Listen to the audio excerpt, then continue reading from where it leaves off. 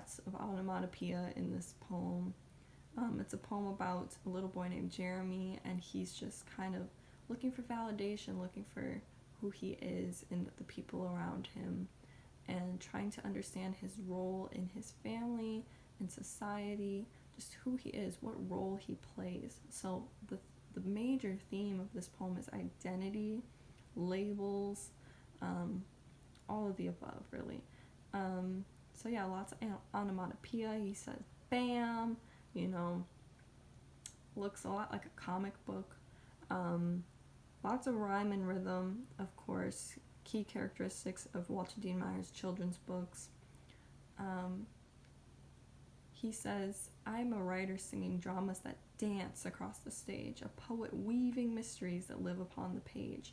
This is personification, which is something that Walter Dean Meyer seems to really love using to make poetry more interesting and just more pleasant to the ear. Hearing somebody weaving mysteries and dancing dramas across the stage, just, it sounds just like almost magical or ethereal. He also says, say Jeremy, say brother, say son, that's who I am. So in that little stanza, say is an example of anaphora. He's saying say at the beginning and then a different thing, and that's just really showing all these different roles that he plays in his world. He says, I look like a crowd, and he's comparing himself to a crowd using like, so that's a simile, and he is just saying, like, with all these people and all these different roles he plays within him, he almost looks like a crowd, like so many different people. The poem says, you're a city child, and he uses bold red letters to really emphasize this, and the child is even depicted in the picture as a red skyscraper within him to show his connection to the city. He's not referred to as a child from the city. This is key word choice here. He's called a city child. City comes before child. Word choice, order choice, like he is the city. He is a city child. That's who he is. So I thought that was really important. He could have said urban, but instead said city, and it makes you think of kind of a bustling city with lots of life and noise. He speaks about the concrete, the steel, the bright neon lights, and this is a juxtaposition because it goes from talking about dullness to brightness, and this shows the range and contrast and diversity of the city lifestyle and how everything is so different depending on where you are in the city. Like, every block could be different, every borough is different. He speaks about, it is kind of amazing all the people I am, and that's a hyperbole because, you're not actually multiple people, but you just have many different roles and relationships within life and society.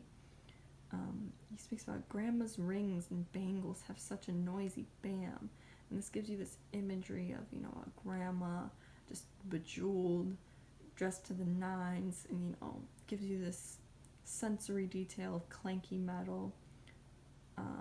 He also says, you move your feet to a salsa beat with a twinkle in your eye, and, that's an idiom.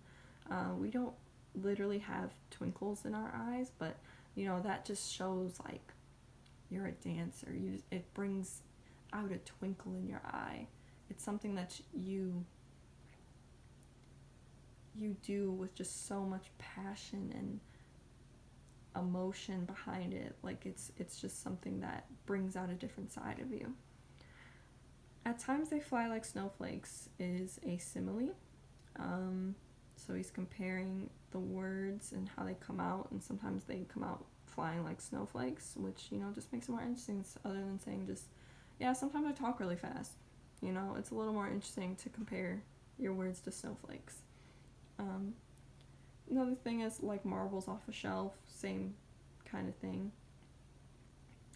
A silver-rayed moon beamer gives rhythm and an image to the poem, because you see, a silver-rayed moon, and that makes you really think about this like ethereal kind of imagery.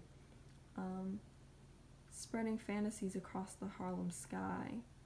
Another example of this ethereal diction and imagery, just kind of taking things to an otherworldly level, you know, or a magical kind of level. There's authorial intrusion at the end. The author aims to engage and inspire the children reading the book. The author's purpose in this book is to uplift or embolden the child that has this book in their hands by asking, who are you? You know, what do you look like? What kind of roles do you play? You know, maybe take a little time and think about that, analyze that for yourself, just as Jeremy has done. So, you know, that author intrusion at the end was really good. Yeah. So next we're going to analyze The Treasure of Lemon Brown, which is a story about a boy who comes home. He got a bad report card, his dad's on his case, so he decides to go out and come home super late, and he winds up in an abandoned house with a man named Lemon Brown, who is a very old man, retired blues and jazz singer. And